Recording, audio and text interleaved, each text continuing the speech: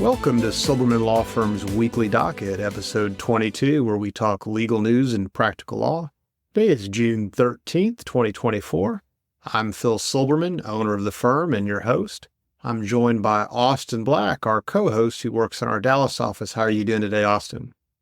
Doing great. How about you? I am doing very well. Excited for our show. What do we have on our docket today, Mr. Black? So for our legal news section, we are first talking about Netflix's Baby Reindeer defamation lawsuit. And that's a miniseries, to be clear. It doesn't actually have to do with the literal baby reindeer. And then we're going to be talking about the Hunter Biden gun case and the conviction that occurred there, how we got there, and maybe what the questions that may be. Then moving on to our legal question section.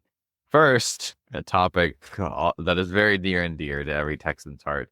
Does Texas have the right to secede? I think some people will be very disappointed by the answer to that question. And then next, can teachers legally take your phone and look through it in Texas? So I'm sure we've all heard of teachers taking students' phones when they're being disrupted or something, but can they legally do that? We'll talk about it. And then for our rant and rave section, we're going to be discussing the Texas vehicle inspection law change.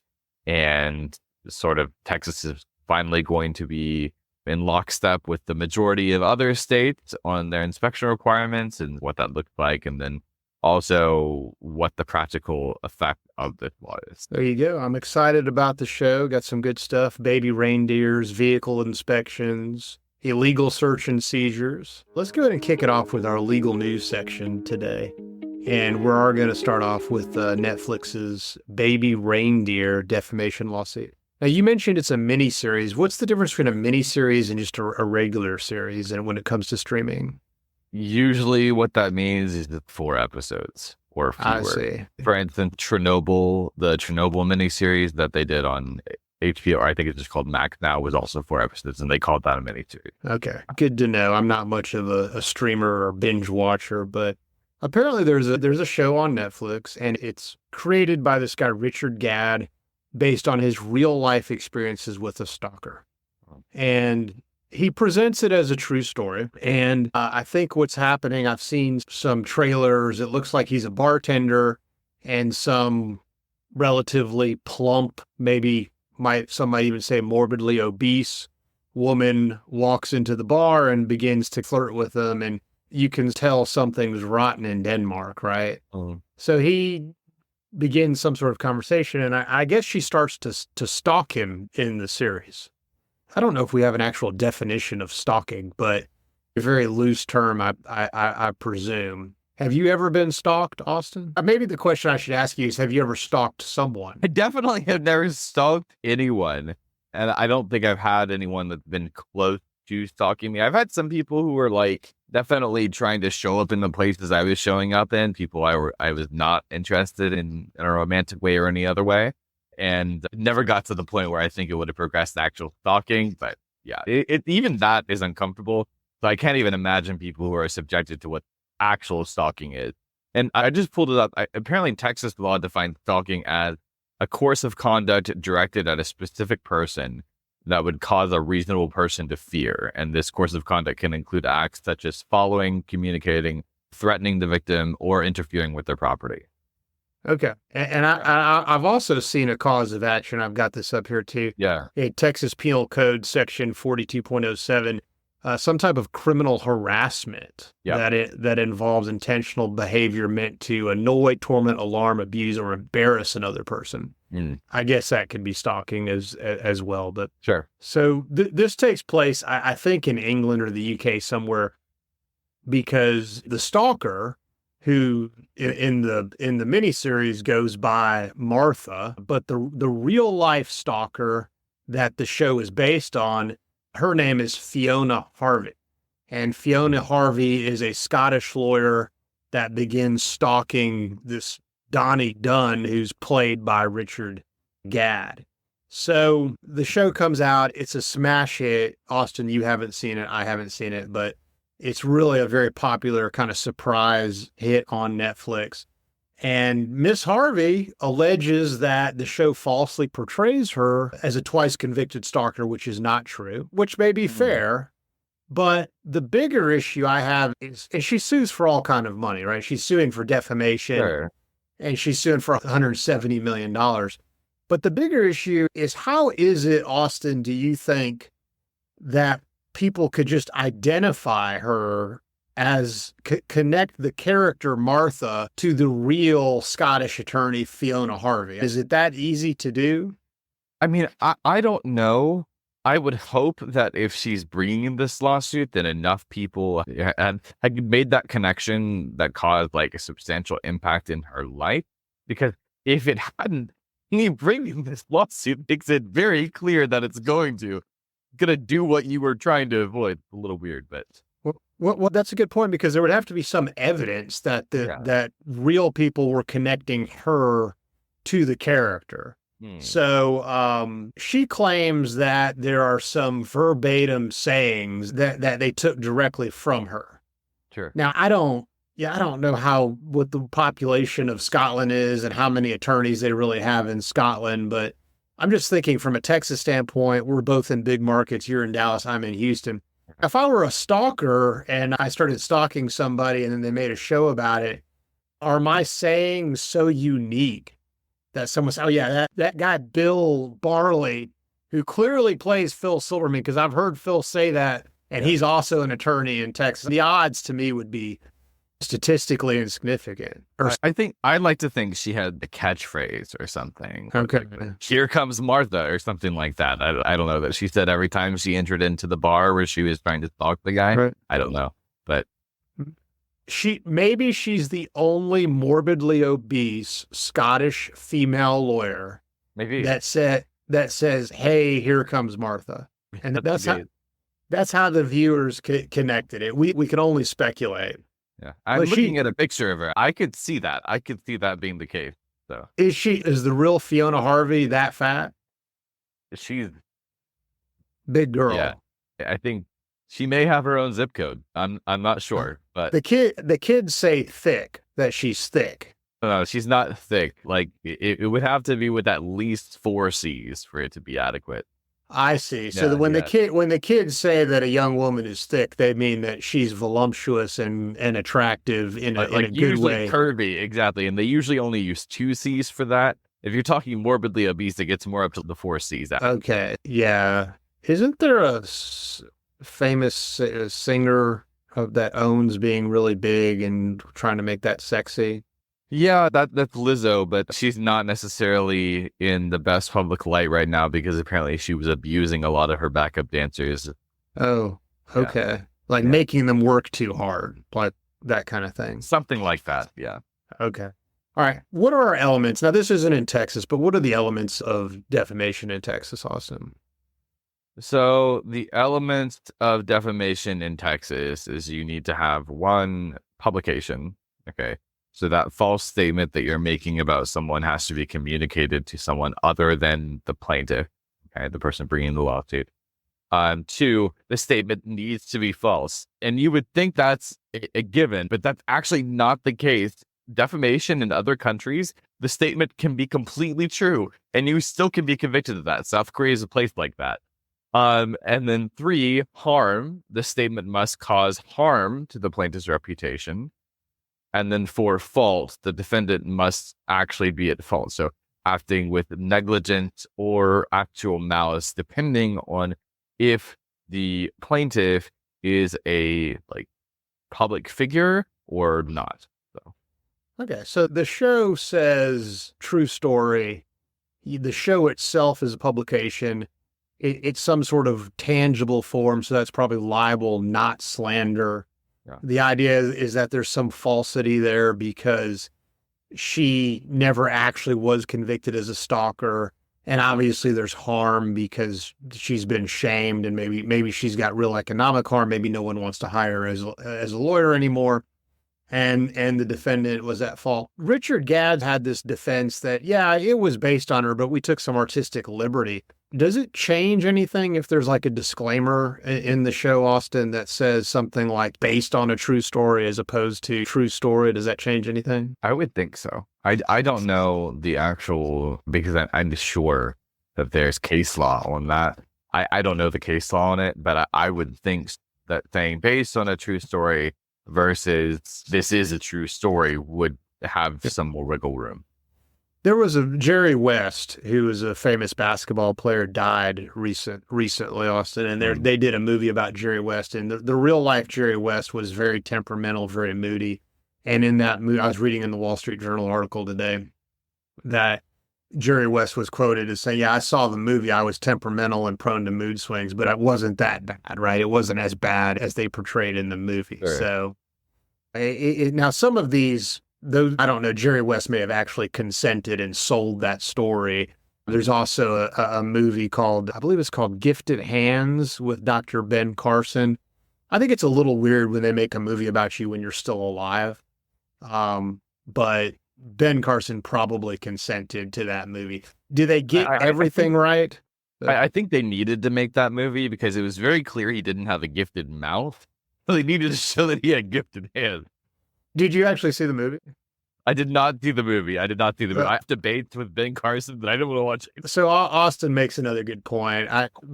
My impression of Ben Carson, and I think I've heard him speak a couple times and seen the movie, and I think I heard him. I don't know if I heard him speak in person or not, but Austin's right. He's not a dynamic personality to run for president. Yeah, but you want to talk about absolutely brilliant. He's a brilliant guy. He was the first guy to operate and successfully separate conjoined twins. I heard another doctor talking about what he could do in a neurological operation is the concept of the way he saw space inside the brain was like uncanny. But yeah, Austin's right. In a debate, not just because he's brilliant doesn't mean he's dynamic enough to be president, which is sad because I think he would have made a great president. But yeah. Ben probably consented to that movie. This is something different. The Scottish probably did not consent to this. If this were going on in Texas, there may be some bona fide defamation claims. Netflix's response was, we're making so much money, we don't care. Not really.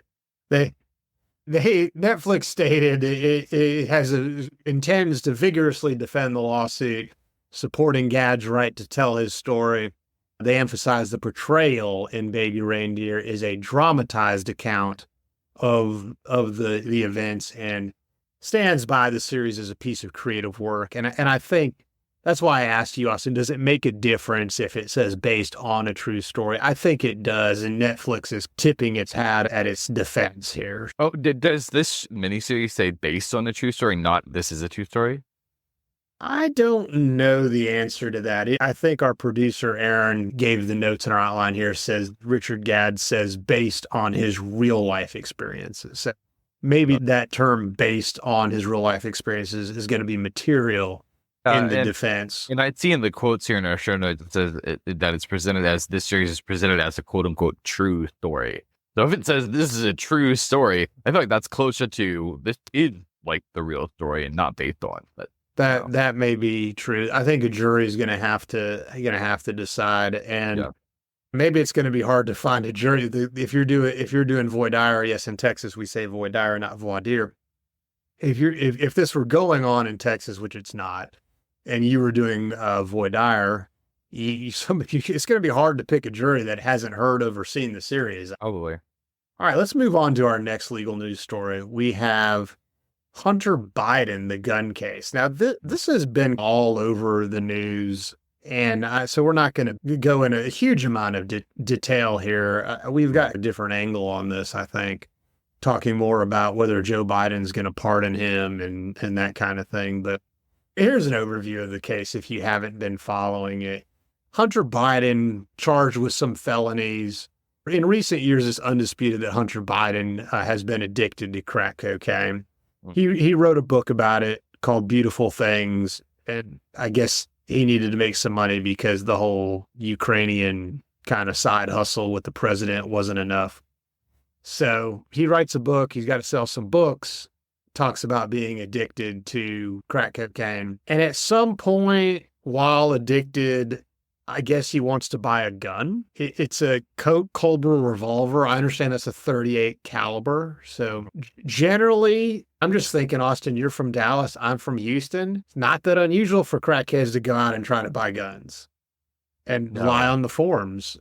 You're doing dangerous stuff. You're going down to, I don't know, bad neighborhoods in Houston or wherever you buy crack or Dallas, and you got to buy your drugs. So maybe you need to be packing for that, right? Yeah, and this is a very compact revolver. Like it's almost a snub nose. And so okay, you've pulled up a photo of it. Yeah, exactly. So this is something that like you keep in your waistband. Okay, and the idea, I think the idea with the snub nose 38 caliber revolver, Austin, you may not know this, but you're close range, you're doing a drug deal, you got to buy your crack, and your hoochie mama's waiting in the car.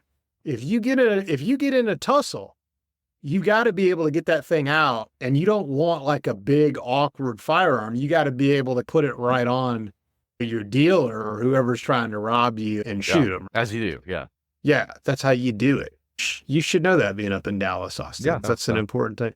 Yep. So he's trying to buy a gun, and it turns out when you buy a gun, you have to fill out this form, this ATF form 4473. It's just some form when you buy a gun, and he lies on the form. And the question, what are the questions, Austin? Do you have the quotes of the questions on that form? Yeah. Are you an unlawful user of or addicted to marijuana or any depressant, stimulant, narcotic drug, or any other controlled substance? And then the other question is, quote, have you ever been adjudicated as a mental defective or been committed to a mental institution? Okay, and I'm up here in Massachusetts right now for this show, and the first question is, the whole state of Massachusetts is not able to legally buy guns because an unlawful user of marijuana, and marijuana, as we discussed in a previous show, Austin, is illegal under federal law. So am I reading this right? If you live in Colorado, Massachusetts, and you smoke a little weed or vape weed or whatever they do with it now, that because you're an unlawful user, you'd be prohibited from legally buying a gun under federal law. Do you read that correctly? Technically, yes. It's a little weird with marijuana not being enforced, like marijuana restrictions not being enforced in Massachusetts, but you've heard it here first from the Silberman Law Firm's Weekly Docket. If you smoke weed, you're an unlawful user under federal law, so you can't legally buy a gun under federal law either. You'd have to mark on the ATF form that you are an unlawful user, and I'm sure there are hundreds of thousands of people who mark no, thinking that because marijuana is quote unquote legal under state law, that they're not an unlawful user, but federal law, it's still illegal. We discussed this on the previous podcast, to be honest. I'm not sure why, but that is the case. So. Hunter, ironically, that's a terribly ironic name to be prosecuted for illegally buying a gun, but Hunter lies on the form, says he wasn't addicted. He writes in the book that I was addicted, and he gets rung up in federal court, and he's convicted. Joe Biden is on an airplane. President Biden is on an airplane somewhere, diverts the aircraft after the conviction comes in, goes there, gets off the chopper, hugs his son, very supportive of his son. I think First Lady Jill Biden was ping-ponging between France and Delaware where this trial was going on. And the family's very supportive. And he's convicted, maximum penalties, up to 10 years. And unlawful possession. Federal law is pretty lenient for first-time offenders.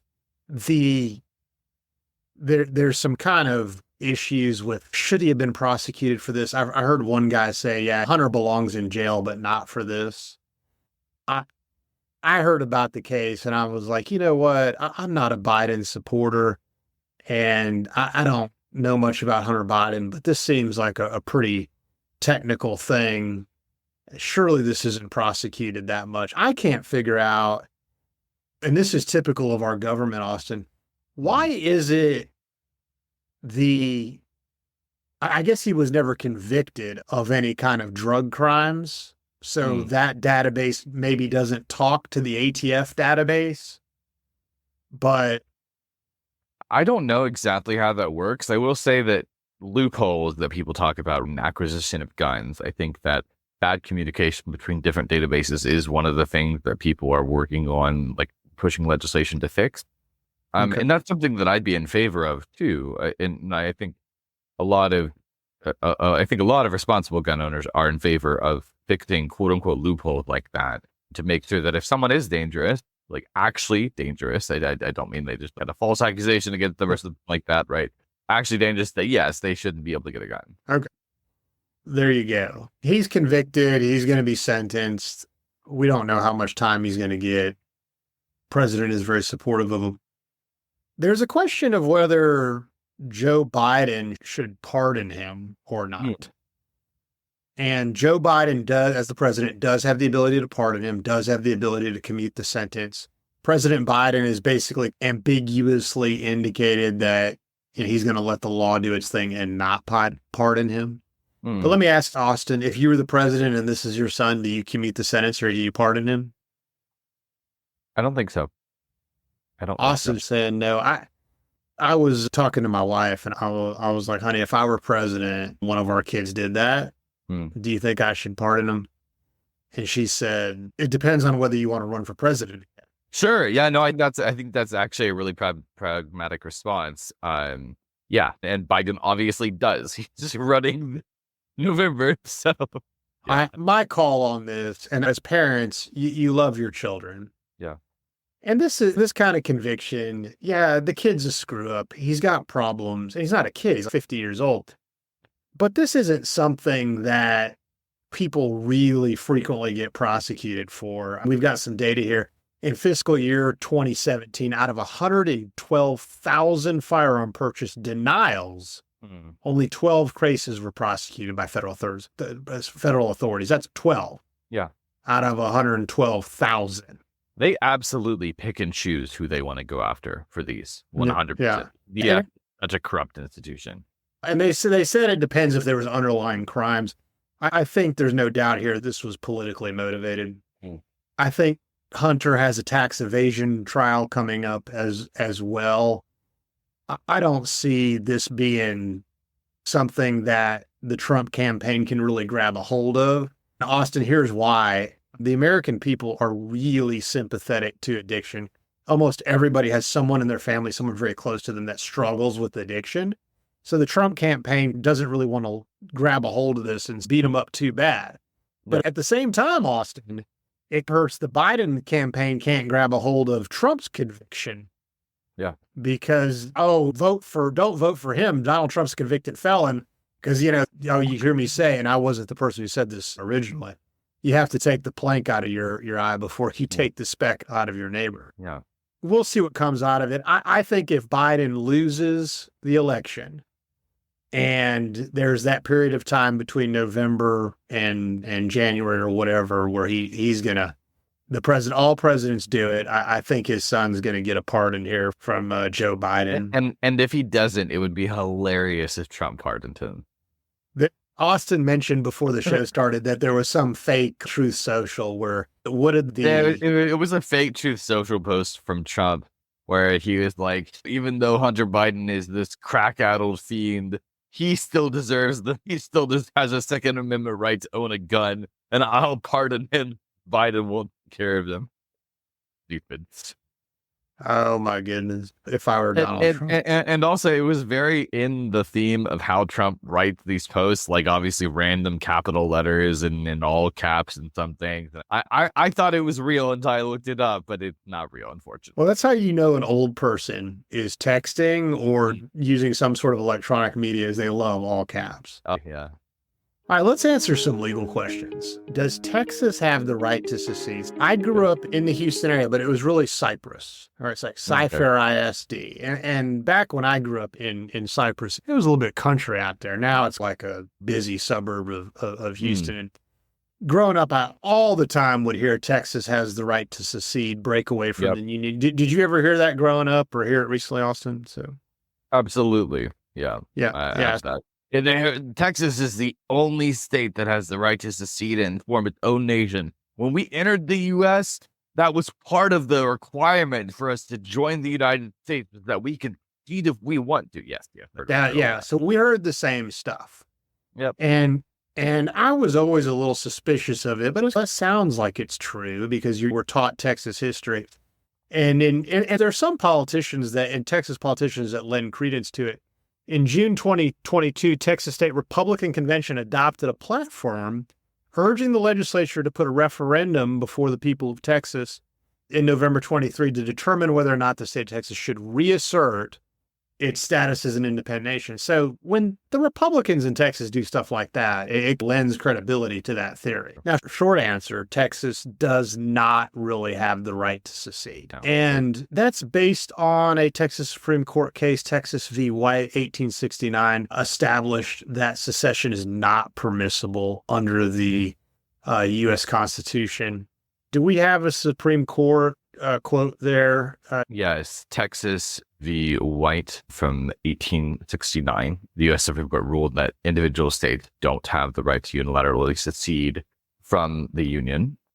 The court stated that the union between Texas and the other states was, quote, as complete, as perpetual, and as dissoluble as the union between the original state. Yeah. Can't do it. Nope. Now, Austin, to be fair, you would expect the U.S. Supreme Court to say something like that, right? Of course, yes. Right. So you look at that case with a grain of salt, and you say, well, it's the federal U.S. Supreme Court issuing that opinion, so that's to be expected. It's like asking Bill Clinton if he had sex with Monica Lewinsky or whatever. Or asking Donald Trump if he ever had a sexual encounter with Stormy Daniels. What do you expect them to say? Yeah. I wanted to dig in a little bit to what Texas's perspective is and what the historical argument, because as lawyers, we're hired guns, right? Pun very much intended for this show. And if people pay us enough, we will make the best legal argument possible. So if someone paid us, what would the legal argument be? As long as there is an actual argument, can't make it up, but yes. So some people argue that Texas retained the right to secede due to the language in the 1845 annexation resolution. But that's been misinterpreted. The language actually really only allows Texas to split into multiple states, not to secede. Okay. So the language that we're talking about is this, quote, new states of convenient size, not exceeding 4 in number, in addition to said state of Texas and having sufficient population, may, therefore, hereafter by the consent of said state, be formed out of the territory thereof, which shall be entitled to admission under the provisions of the federal constitution.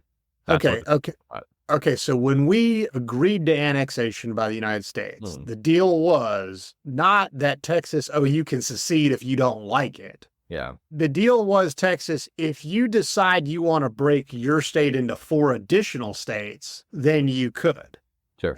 But you have to have enough population and be in 4 different populated counties and all that. So that'd be like Dallas being its own state, Houston being its own state, maybe El Paso and Corpus or something like that. Okay. Yeah. Now, I think that clearly indicates that we are not able to legally secede. And even if by some very strange legal interpretation, you could say that you believe that the annexation agreement did give Texas the right to secede, most legal scholars believe that Texas would have lost it when they joined the South during the Civil War. And then when they re-entered the Union after that they would have lost any right like that. I see. That probably is a correct interpretation from those scholars. Now, Austin, me being a practical guy and us having practical clients, does it really matter? Because let's say that legally we in fact did have the right to secede. The United States is not going to let us secede. No. So that was really... that was the whole thing with the Civil War, right? Okay, now, Austin, be careful, because you know what we call it in Texas, don't you? The War of Northern Aggression. The War of Northern Aggression. That's what we called it in Tennessee, too. Okay, I'm surprised you knew that, Austin. So if you're old enough to still hang around a bunch of rednecks and older people from Texas, that's what, or anywhere in the South, that's what they call it, the War of Northern Aggression. Yeah, yeah. Yeah, it doesn't matter. I mean, they're going to come, even if we legally could secede, they're not going to let us secede. And why? Here's some statistics on our economy. Second largest economy in the United States. We have a gross state product of approximately $2 trillion. I don't have the notes on what the first largest economy is, but I'm going to assume that's I think it's Austin. California. California would be my guess. Global ranking, and on Austin, we put this in here for you, the 10th largest economy in the world, because Austin, you love Asian people, Asian women, and South Korea. Not necessarily in that order. The country would be on Texas. I thought maybe we were going to say because I've lived in Canada and in South Korea, so that makes sense. But we rank as the 10th largest economy in the world if we were a separate country, right? And that is on par with Canada and South Korea. So yeah, exactly. Yeah. So they're not going to let us leave because they want our tax dollars and they want our economy. I don't believe that Texas, personally, for what it's worth, I don't think we'd be better off without the rest of the United States, but it still is a very popular myth. And Yes. Rick Perry in 2009, not one of our, I think, best governors ever, he jokingly talked about secession in 2009, and it created all sorts of controversy. But my favorite thing about Rick Perry was how when he had his failed presidential attempt, that someone on his campaign staff said, "Hey, look, you are not very smart. You need to wear glasses. That'll make you look." Well, I remember being more of a Rick Perry fan. I think when I was in college or something, I met him personally in Terrytown, and that was in Austin. I went to the University of Texas. And I thought, oh, he's an okay guy. Yeah. And then I started seeing the debates when he ran for office, and I'm like, oh man, this guy is stupid. And then we have Abbott, who is not stupid at all. No. I met Abbott at a Republican convention like in 2012, I want to say. And then, of course, I've come to learn about how like the accident that got him in his wheelchair, he closed the recovery for anyone else who has a similar accident for him. And I just that's the first thing you hear about if you're up here. I'm up here in Massachusetts for a little while. That's the first thing you'll hear someone from the Northeast say, "Oh, your governor." For listeners who don't know, Greg Abbott is in a wheelchair. He is brilliant. Okay, he is very smart guy. Incredibly intelligent man. I think he was jogging. He was jogging in front of a neighbor's home. A tree fell, and it caused damage to his spine. And he sued them and got a very substantial amount of money for that. And then when he was in a position to do, he pushed forward a law that basically limited recovery for similar types of accidents. So no one else could get the sort of recovery he got in that situation. He was big in tort reform in Texas. Yeah. So that is a bit hypocritical in my view. But now Rick Perry, not near as smart as Governor Abbott, but all right, let's go ahead and move on to our next legal question. Can teachers legally take your phone and look through it in Texas? We'll do the analysis, and it's an interesting analysis. And Austin, I'll set this up with a story. Okay. My oldest child, who's middle school going into the 9th grade, and this is in Spring Branch Independent School District. There was some risque video circulating among high schoolers and middle schoolers and they're underage, right? They're below 18, so they're minors. And of course, when that happens, and kids do all kinds of stupid things now, and they put them doing risque things on video and it circulates. It's a terrible idea.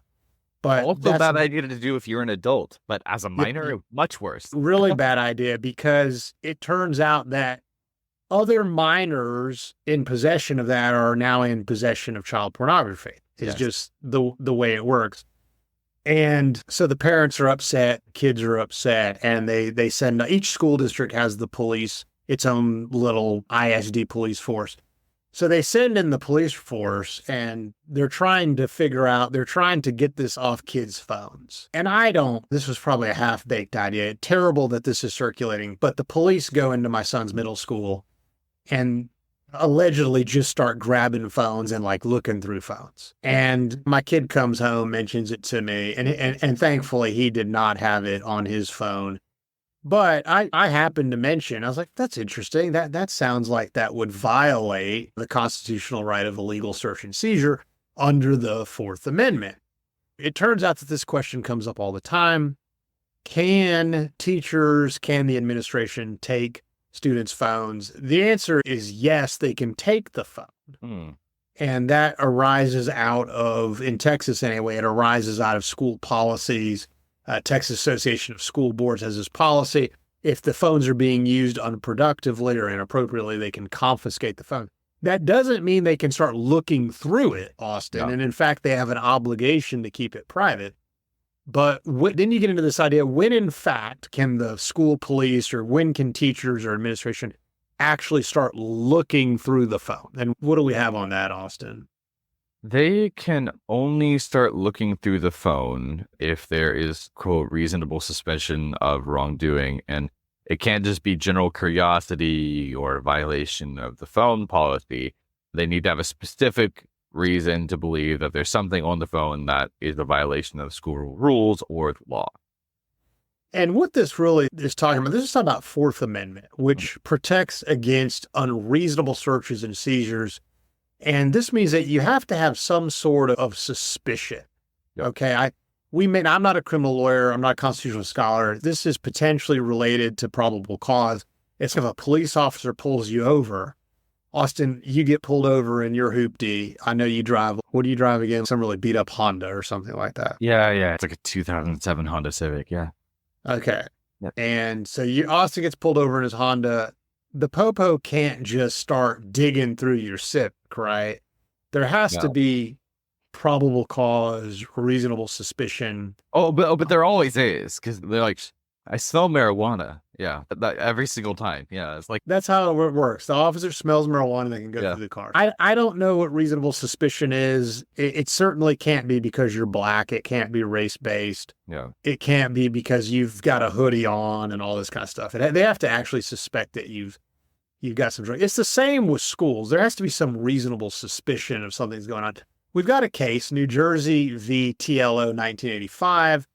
A U.S. Supreme Court establishes that school officials they don't need a search warrant, but there must be some reasonable suspicion. Sure. And there was a purse that was searched, and the court determined that search of that handbag was justified because there was a reasonable suspicion, because the student was violating school rules by smoking on school grounds. Okay.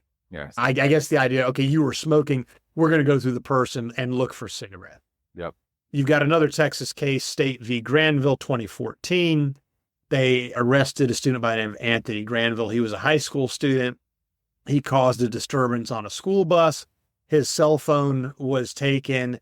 Police officer later retrieved the phone without a warrant, searched its contents. The Texas Court of Criminal Appeals ruled that Granville retained a reasonable expectation that his phone be kept private. Okay, just because maybe I created a disturbance on the school bus, there's an expectation of privacy. And even though it was in what they called the jail property room, the court emphasized a need for a warrant in that case because they had the student was entitled to a reasonable expectation. And the ruling reinforced the principle that officials need some reasonable expectations. So just because he created a disturbance on a school bus, that wasn't necessarily related to searching his phone. No. So there you go. That's how those lines of cases go. So if you're a student out there, if you're a parent out there, kids going to school, they can't do what the independent school district, allegedly did to at my kid's school. You can't just show up, bust into the school, and start grabbing kids' phones. That doesn't work.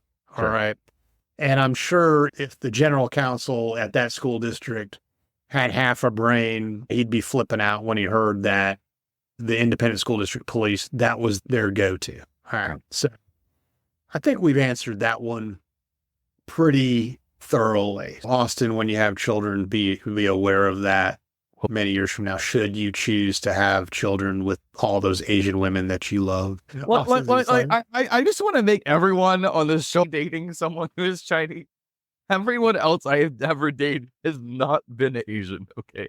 From the Chinese, yeah. Austin taught school in South Korea. That's why he uses South Korea as a reference point. So. And I've never met Betty, but I understand that she is a wonderful, wonderful lady, Austin. Yes.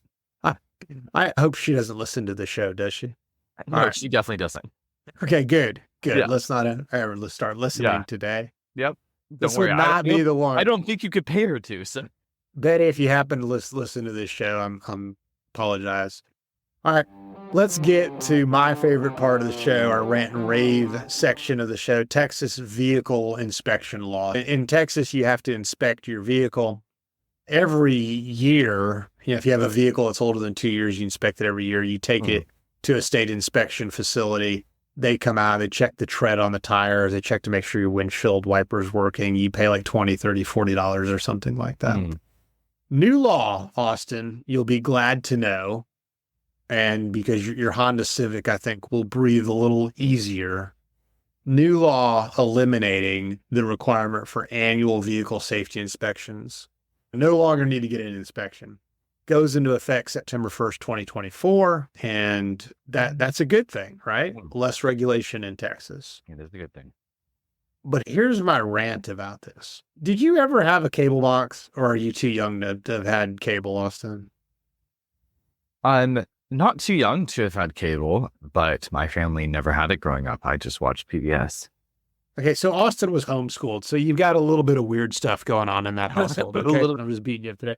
All right, but for the rest of us, okay, that may have been of a generation or had parents that had cable, the deal was you would get Xfinity, Comcast, Spectrum, whatever your cable provider was, and you would have a box, and the box would plug in, and you'd pay a fee for the box, and that was a huge revenue boon for cable companies. And then all of a sudden streaming came along, and they're like, oh no, we can't sell boxes anymore.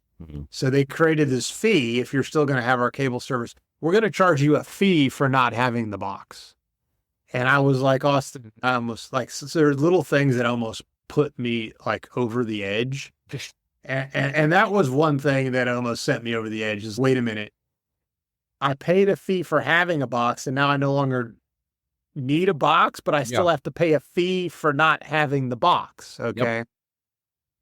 The government does it too. Texas, the state of Texas is no better.